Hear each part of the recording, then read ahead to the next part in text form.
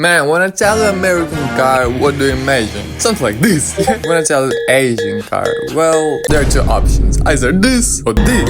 And finally, dude, when I tell you European car, I'd imagine something like this, not gonna lie. But why? Like, come on, Europeans got some good brands, some powerful engines, but to see some interesting car there, I mean, dude, it feels like Europeans, they just don't have it in them, you know, that love for vroom, vroom, and for cars in general. But really, it's not the reason Europe looks so boring on its roads. Let me ask you a question. You know what regulation is? Cause unions, car brands for sure know a lot about that stuff. Man, I don't know where you can possibly find stricter rules when it comes to vehicles. Like, there are regulations about literally everything, but mostly it all comes down to ecological standards, of course. Which standards? Euro 6. You know about that stuff? It limits exhaust emissions like NO, CO, and PM. I don't know none of those letters, but whatever. Also, there are limits for CO2 emissions. But remember, I said mostly comes down to ecological standards. You hear the word mostly. Why do you hear it, you may be curious? Well, man, because there are also regulations in terms of safety. And I mean, the regulators took their regulations kinda seriously, not gonna lie. Man, all of the tests are going on in close to real/real environment, which, not gonna lie, kinda impressive. They for real took safety on a quite serious level. And I don't mean that they didn't take ecology seriously, especially comparing it to America, where, man, the regulators are way more liberal. And when it comes to safety, of course, they do some tests, but taking it as far as real environment, nah.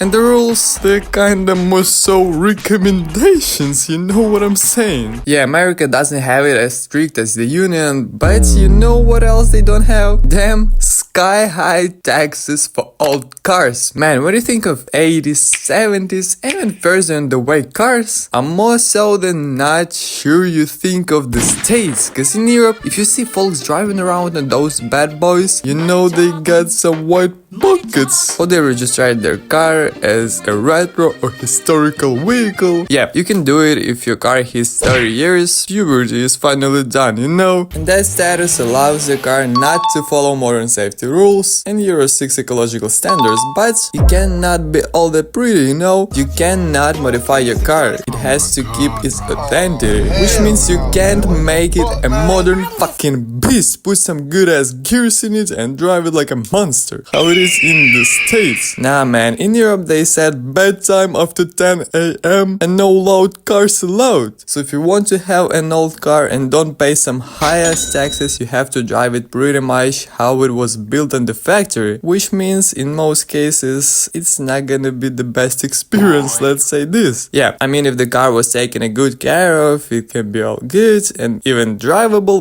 but man, it still won't drive as well as you would dream, and it's surely not gonna be the beast of its full potential. So to see some 80s car on the road in Europe, you either gotta be in some luxury damn it era or in some rich ass era. Otherwise, man, hell nah. But what about some fast cars? Those supercars, you know? And here, man, if you go on some highway, the probability of seeing some of those is not the smallest. But in city or anywhere near cities, whew, nah, man. Even if you will see some sport car there, you will be going like 40 kilometers an hour, cause speeding tickets are damn it expensive in Europe, especially in some smaller and quieter countries. Like, man, in Switzerland you will get a ticket if you are going even 1 kilometer an hour over the speed limits, and the amount of cash you'll have to pay for that damn it ticket, whew, man, you will need to straight up sell that car. In some other countries it's not so strict, but the price is still nowhere near being small, so that's why there is not much of cool ass cars driving around on European roads.